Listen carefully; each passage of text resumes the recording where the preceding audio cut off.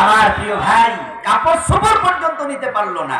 আপনারা দেখেন নাই পরে ফোলা পাঞ্জায় কাপড় লইলে মানুষের দেখা এমন কাপড় যেগুলো নাম পাওয়া যায় বড়।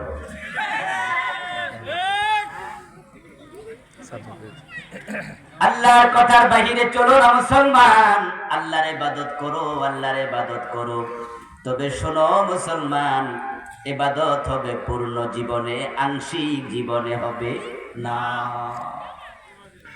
ওয়াবুদু রাব্বাকা হাত্তা ইয়াতিয়াকাল ইয়াকিন। মহান রব বলেন, তোমার মৃত্যু আসা পর্যন্ত আমি আল্লাহর ইবাদত করতে থাকো। মৃত্যু যখন আসবে ওই টাইমটাও যেন ইবাদত কালে মৃত্যু হয়। 12টি গুণের মাঝে এটা 1 নম্বর গুণ। দ্বিতীয় হলো বিল ওয়ালিদাইনি ইহসানা। মানুষ শোনো, আল্লাহকে খুশি করতে যদি চাও তাহলে মা বাবার সাথে ইহসান করো। যদি কোন সন্তানের উপরে তার মা বাবা অসন্তুষ্ট থাকে, সে কোনদিন আল্লাহকে ইবাদত করে খুশি করতে পারবে না। এজন্যই তো আল্লাহর ইবাদতের পরে মা বাবার কথা আল্লাহ কোরআনে বারবার বলেছেন, এখানেও বললেন। দেখুন আরেক আয়াতে বলো, ওয়াকাদা রাব্বুকা আল্লা তা'বুদু ইল্লা ইয়্যাহু ওয়া বিল ওয়ালিদাইনি ইহসানা।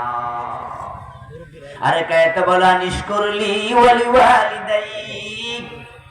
তুমি কৃতজ্ঞ হও আমি আল্লাহর কাছে, কৃতজ্ঞ হও তোমার মা বাবার কাছে। মা বাবা এমন দুজন মানুষ যাদের সন্তুষ্টির উপর আল্লাহর সন্তুষ্টি নির্ভর করে।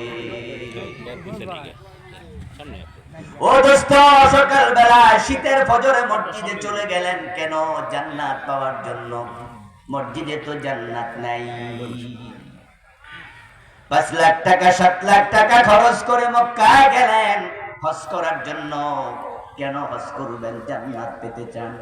মক্কায় তো জান্নাত নাই। আমার রাসূল বলেন, আল জান্নাতু তাহতা আকদামিল উম্মাহাত। যে জান্নাত তুমি ফজরের সময় খুঁজছো, মক্কা গিয়ে খোঁজো। যে জান্নাত তুমি জিহাদের ময়দানে তলোয়ার নিয়ে ঝাঁপিয়ে পড়ে খোঁজো। আল্লাহর বান্দা শোনো, ওই জান্নাত আছে তোমার মায়ের পায়ের নিচে।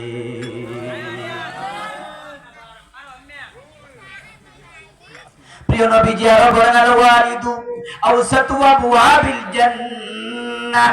জান্নাতে প্রবেশের যতগুলো দরজা আছে